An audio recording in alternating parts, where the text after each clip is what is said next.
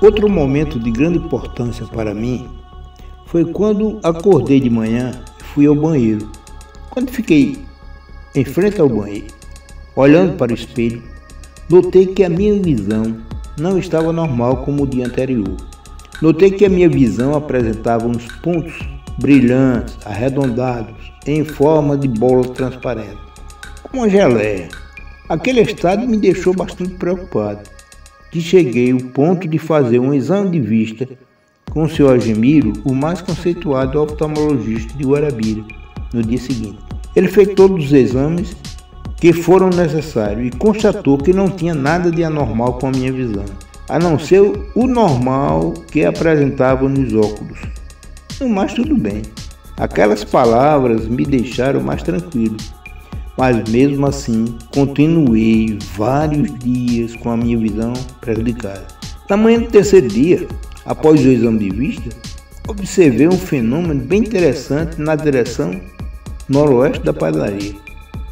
Quando percebi que todas as bolinhas que eu via e eu estava vendo na minha visão tinham se condensado em forma de nuvens, todas juntas uma das outras, como se estivesse pronta para receber alguma ordem dada por alguém. Elas estavam todas numa camada mais acima das nuvens. Depois desse momento, a minha visão foi limpando até chegar ao normal. É outro fenômeno que eu não sei explicar. Não tem a mínima condições de discernir o que aconteceu comigo naquela época. Muito interessante também.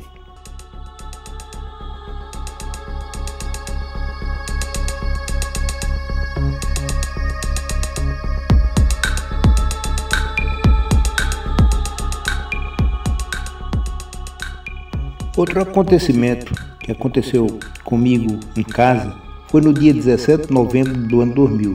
Aconteceu algo extraordinário em minha casa. Era por volta das 23h40, quando fui assistir ao filme que eu tinha até locado esse filme na locadora próxima do lado de casa, na Vídeo 7.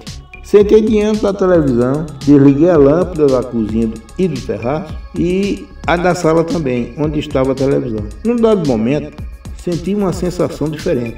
Olhei para o relógio, era 1h20 da manhã. Continuei assistindo o filme e quando era precisamente 1h37, olhei para o lado da cozinha e vi algo como uma pessoa vindo em minha direção, só que estava com forma transparente. Quando chegou bem perto de mim, a televisão simplesmente saiu do ar, com uma interferência tão grande que não conseguia mais ajustar nenhum canal. O videocassete continuava normalmente, mas o sinal dos dois vídeos não conseguia se conectar com a TV. O mais interessante, não tive medo de nada, desliguei a TV e os vídeos, pois não houve mais como assistir. Uma coisa é certa, aquela forma humana, transparente, que se aproximou de mim, tinha um potencial muito grande de energia, que chegou a energizar todo o ambiente, pois quando desconectei o cabo do vídeo que liga na televisão, estava fazendo um ruído tão forte dentro da TV que parecia uma descarga elétrica fazendo contato. Até agora, continuo não tendo nenhuma explicação para o que aconteceu. Não tenho a mínima ideia. Obrigado.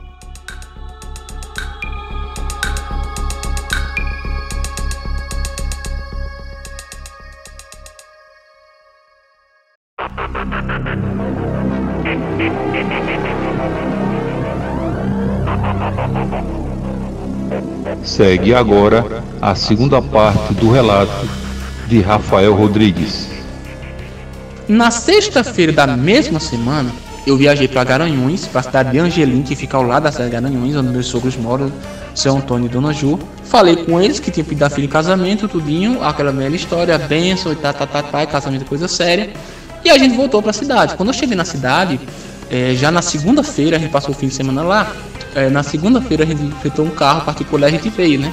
Por conta do trabalho da minha esposa. Ao chegar na cidade, minha mãe ligou e falou: Rafa, você já chegou? Eu digo: já. Se você tem como vir aqui no sítio, aconteceu uma coisa muito esquisita aqui. Eu disse: o que foi? Aí eu já lembrei do meu caso. Eu disse: o que foi, mãe? Aí a mãe disse assim: meu filho, depois daquele dia tá acontecendo muita coisa estranha aqui no sítio. Os cachorros não param quietos. e eu perdi 4 patos. 4 patos. 3 patas e um pato. A minha mãe tinha um pato lá, um pato selvagem, que ela estava criando desde criancinha. Ela pegou na barragem lá próximo, quando ele era um patinho, um filhote. Ela criou com todo carinho, ele era enorme, era um pato lindo. As vizinhas que tinham as patinhas dela lá, elas levavam lá pro sítio da minha mãe, né, para colocar ele junto com ele, para poder pegar a raça, né, que ele era muito lindo, ele é invejado mesmo, aquele pato que a minha mãe tinha, ele era enorme, era um pato e tanto, era enorme ele, muito lindo mesmo. Minha mãe perdeu 3 patos e as 3 patinhas e o pato selvagem numa só noite. Faleceu um grande amigo dela de infância, por nome de José, no vilarejozinho chamado Intã, que fica próximo do sítio, né, também fica próximo de Afogados. Aí ela foi com os vizinhos também, que era todo mundo conhecido lá no sítio, todo mundo é conhecido, eles foram tudo iam lá pro enterro. Ela disse que eram em 6 horas.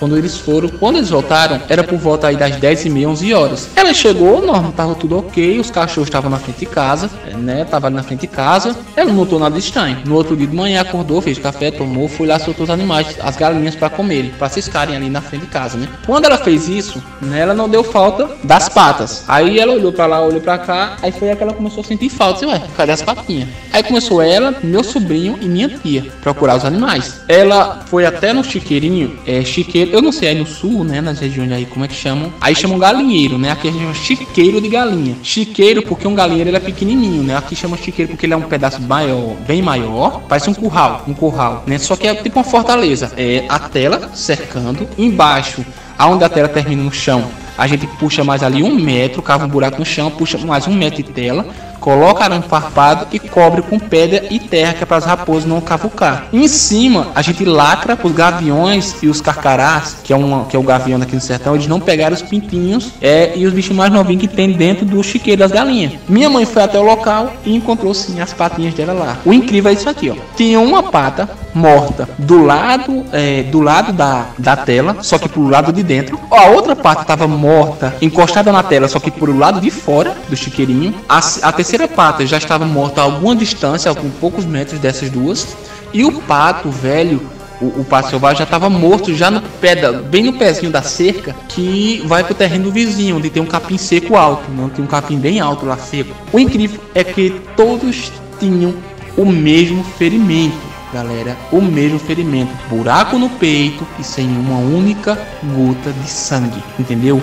Era um buraco bem feito, assim, rasgado, né, no sentido de rasgado. Nenhum animal selvagem faria aquilo. Não havia rastros no local. O que nós temos aqui de animais que poderia provavelmente fazer isso seria um caçaco, né, que é tipo um gambazinho daqui, um caçaco. Mas ele jamais atacaria os animais adultos assim. E se atacasse, os cachorros sentiriam ele cheira mal. O cachorro de si ele já é preparado contra esses animais. Ele sente o cheiro de longe e já vai pra cima e coloca pra correr. Então ele por si tem sido um caçaco e ele iria entrar por onde? Se a tela é aquela telinha bem fechada, para entrar ele teria ou que rasgar a tela, ou que por baixo, ou que por cima. Mas ela estava totalmente inteira, não tinha cavucamento embaixo, nem tinha rasgo em cima da tela. Alguma coisa conseguiu tirar as patas de dentro, matou uma dentro do curral, a outra do lado dela, deixou uma do lado, uma do outro e a tela no meio. Ou seja, matou as duas de um lado do outro, matou a outra que estava fora do curral, certo? Matou ela a alguma distância e arrastou o pato selvagem para perto da cerca do vizinho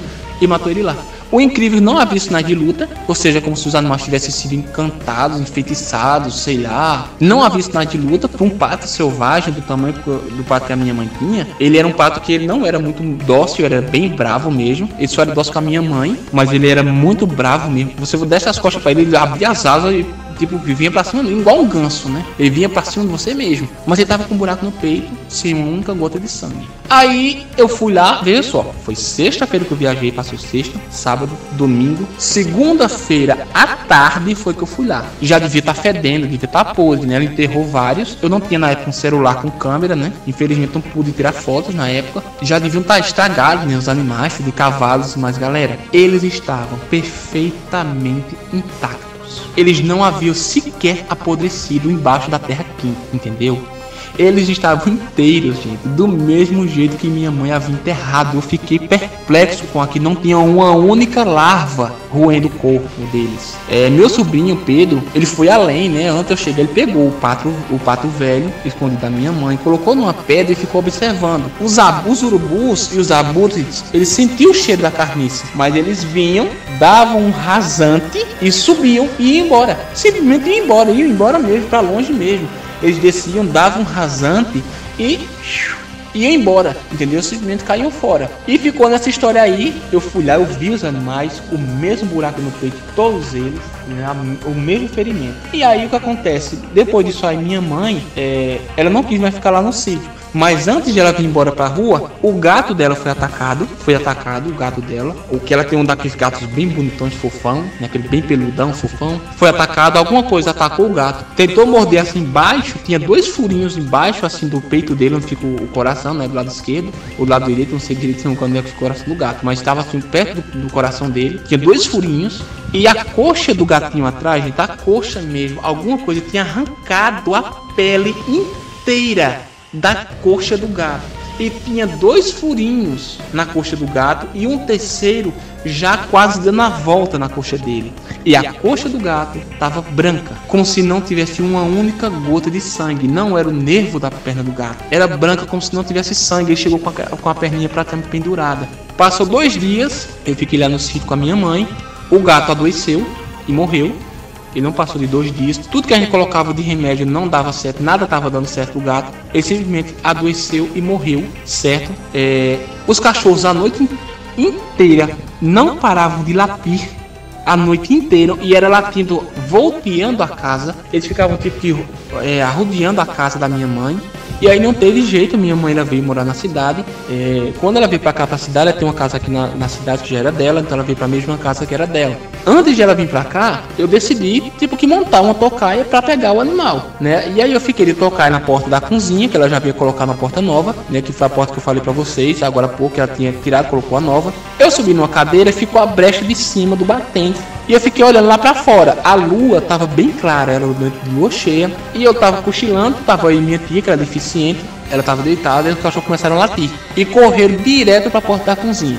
Na época, eu tinha uma arma de fogo, né? Na época lá, eu tive que dar fim a essa arma de fogo. Enfim, joguei no mato. Enfim, obrigado, governo federal, por isso. Eu tive que dar fim à arma de fogo. Eu subi com a cartucheira em cima da cadeira e olhei pra fora, por cima da brecha. Eu olhei lá pra fora por cima da brecha e eu vi o capim, que por trás ficava a terra dos vizinhos, não mora ninguém, e tinha um capim alto, bem seco, e eu via o capim deitando, como se alguém tivesse, sabe quando a gente anda no capim que ele vai deitando pra frente? Pois bem, eu vi o capim deitando e os cachorros acompanhando, latindo. O interessante é que seja lá o que for que estava lá, não queria ser visto, porque ele andava no capim, só que ele andava, tipo, tinha um paredão de capim na frente e ele andava por trás desse paredão. E na hora que eu já tava pra apontar a arma pra tirar, eu também até comi, podia ser até um animal que o vizinho tivesse lá, um boi, um burro. Eu vi aquela partezinha luminescente que eu falei pra vocês, né, passando lá no capim. Aí quando ela subiu, que eu apontei a arma que eu ia atirar, aí ela saiu andando, os cachorros correram pra cima dela na cerca e ela correu. Eu vi o barulho dos pés, como se alguma coisa estivesse correndo lá, e o barulho do capim baixando. Aí os cachorros latiram muito, latiram, e de repente se calaram, ou seja, alguma coisa tinha ido embora, né? Aquela coisa tinha ido embora. Voltamos para a cidade no outro dia, eu e a minha tia, e contamos a minha mãe. Então minha mãe não quis mais ficar lá no sítio, ela decidiu vir morar na cidade, já por medo ela decidiu vir morar na cidade, e quando ela veio morar na cidade, passou aí mais ou menos 1 mês e pouquinho pra mim ir lá no sítio de novo, porque eu também já tinha arrumado o trabalho e não pude ir. E aí um dia eu decidi ir lá no sítio, fui lá de moto, ver como é que tava a casa, como é que tava as coisas. Quando eu cheguei no sítio, já senti aquela sensação de novo, aquela sensação de eu estou sendo observado, né? Já era tarde da noite, já era assim tarde, bem tarde, já era tarde da noite, eram umas 6h30 mais ou menos, quando eu comecei a vir lá, 6h30, 7 horas. Acho que era 7 horas por aí, que eu lembro que passou a música da Ave Maria, que sempre passa de 6 horas aqui em Afogados, né? A música dos Gonzaga, que é a Ave Maria, que é às 6 horas da tarde. Quando passou aquela música, eu vi que já era tarde, então eu comecei a vir. Quando eu passei em uma cancela, que é aquelas cancelas de madeira, eu fechei, cheguei na cancela da frente e desci da moto. Quando eu desci da moto, que fui fechar a outra cancela, já passei na estrada, tinha alguma coisa na primeira cancela que eu já tinha passado, que estava me observando. Eu vi aquele ser abaixado, com olhos me olhando, aqueles olhos enormes me olhando. E tipo que não era um grunhido ou um rosnado como de uma onça, né? E a onça, ela era pra ser baixinha, né? Pra ser ali baixinha. Eu saberia que era uma onça, né? A onça com o barulho da moto, ela teria ido embora na hora que eu passei com a moto, né? Que a minha moto era aquela moto de rally, faz bastante barulho. Eu olhei aquela coisa tipo, não era um barulho de onça, era um barulho tipo mecanizado, sabe? Um barulho tipo mecanizado, mas seja lá o que for, ficava de um lado pro outro me encarando.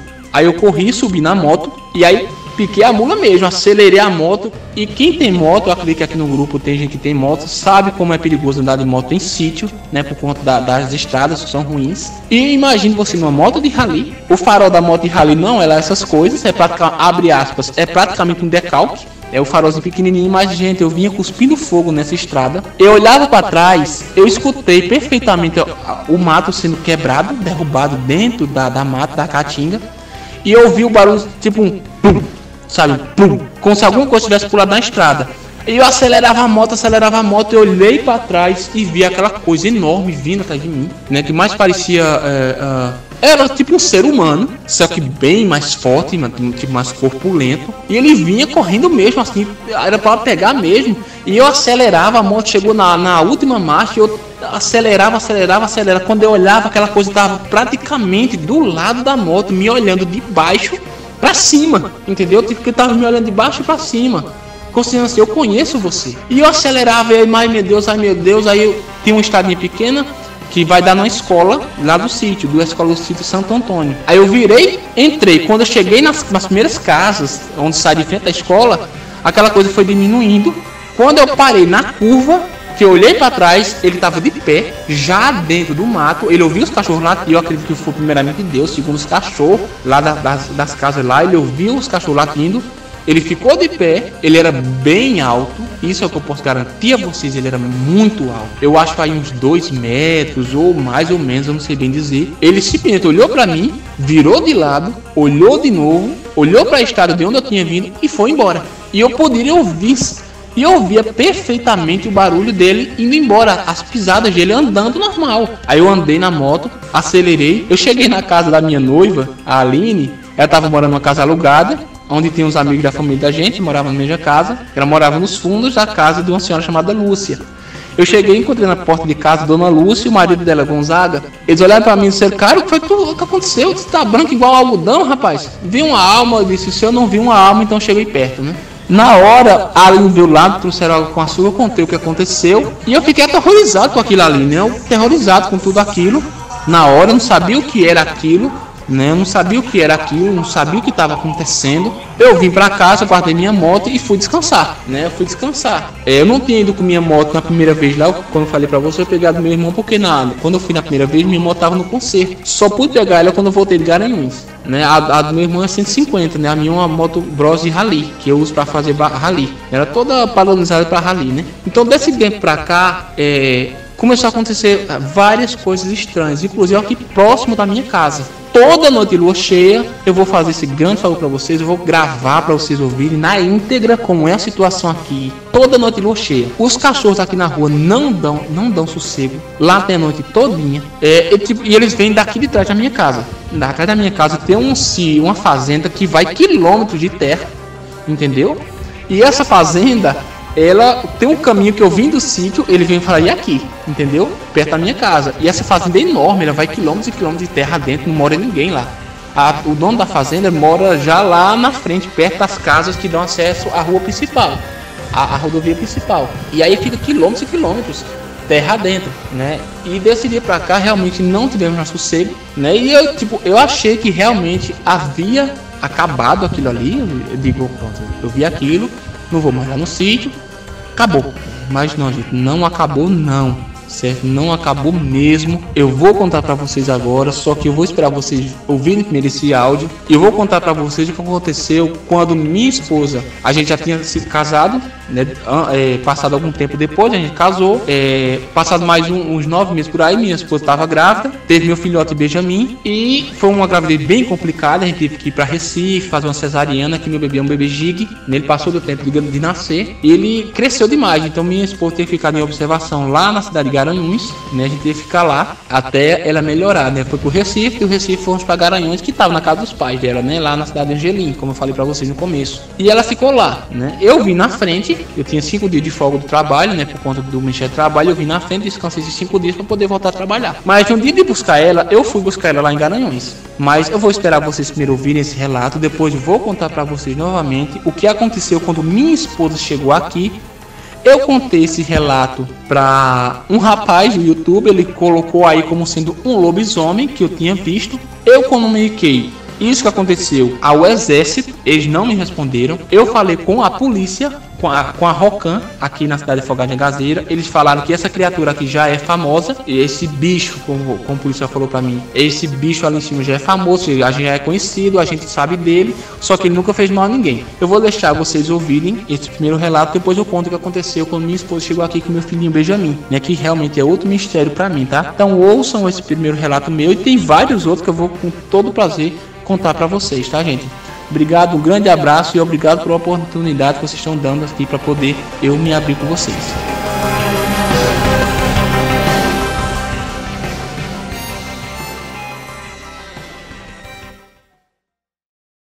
Fique agora com o relato de José Vanderlei.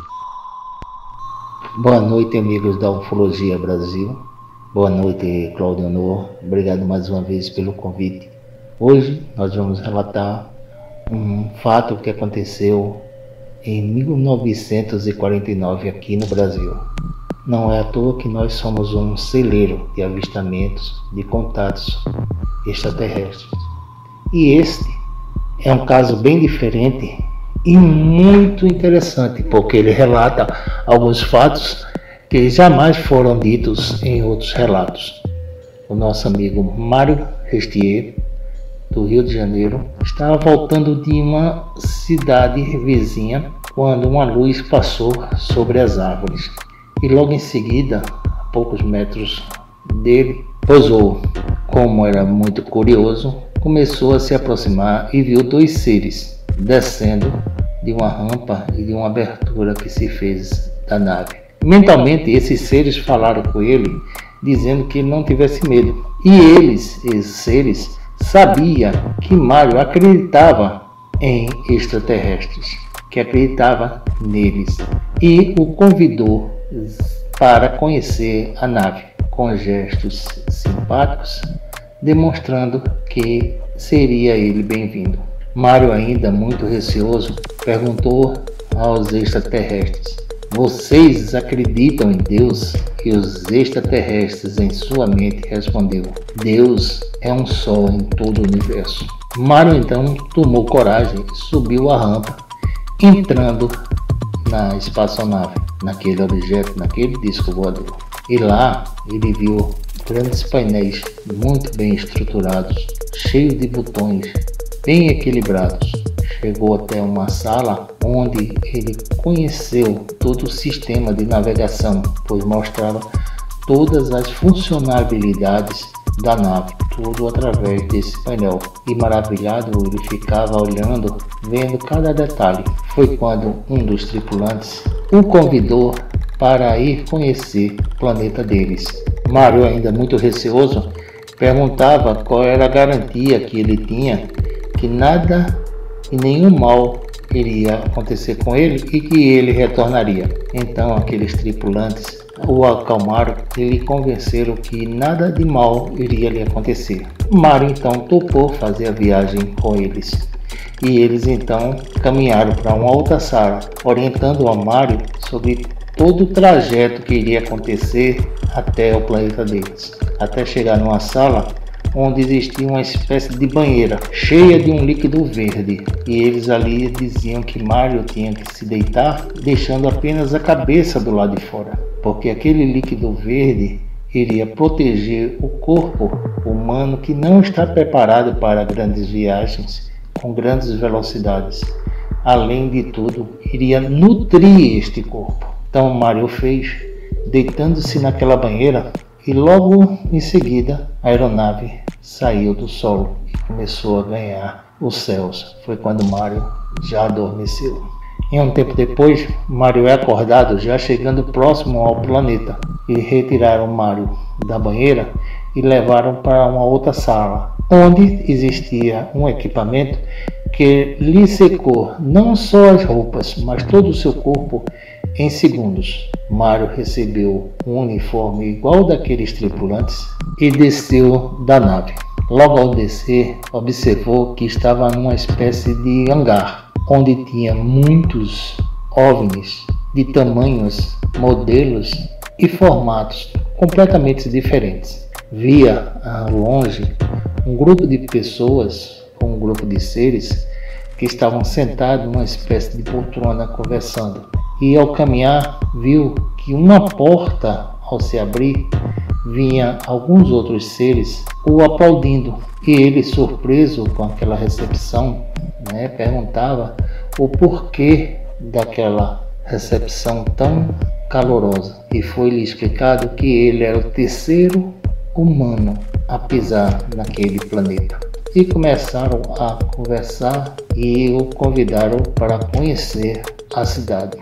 Foi quando Mário saiu deste local e logo viu que a cidade era completamente tecnológica. Pessoas, ou seres, ou criaturas que andavam no ar. As vias, todas elas eram suspensas. Ele olhava para cima e observou que existia uma cúpula transparente sobre toda a cidade. Embora ele conseguisse ver e distinguir a cor do céu azul e ver o sol.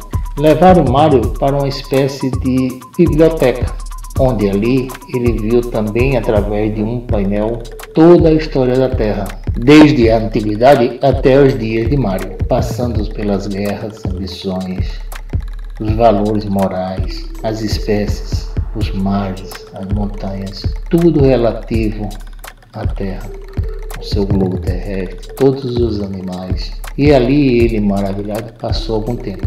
Foi quando foi convidado ainda a participar, a caminhar em outros locais. Mas o que é mais interessante é a conversa que ele teve com aqueles seres. Os seres falavam para ele como eles viviam mais tempo do que os terrestres. Eles diziam que viviam aproximadamente 300 anos em comparação com o tempo da Terra. E que tudo isso se devia à sua alimentação, que não deixava resíduo. E assim ele foi conhecendo um pouco da história daquele planeta. Falou inclusive que os astrônomos soviéticos já tinham detectado aquele planeta, que ficava próximo à constelação de Órion. Então, em determinado momento, ele foi convidado a retornar à nave para assim retornar à Terra. E fizeram o mesmo procedimento. Ele deitou-se na banheira com aquele gel, aquele líquido verde, e logo em seguida adormeceu. Foi acordado já quando estava em terra e deixado no mesmo local. A nossa história não termina ainda aí.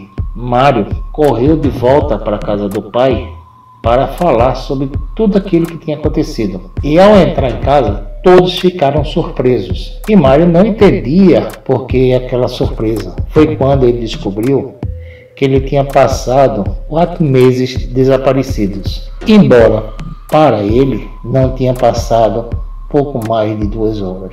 Mário ficou desaparecido de dezembro de 49 até abril de 1950. E essa é a nossa história de hoje. A história de Mário Restier, de Barra Mansa, Rio de Janeiro, que viajou com os ETs que acreditavam em Deus. Sou José Vanderlei, da cidade do Recife, desejando a todos uma boa noite, paz e saúde.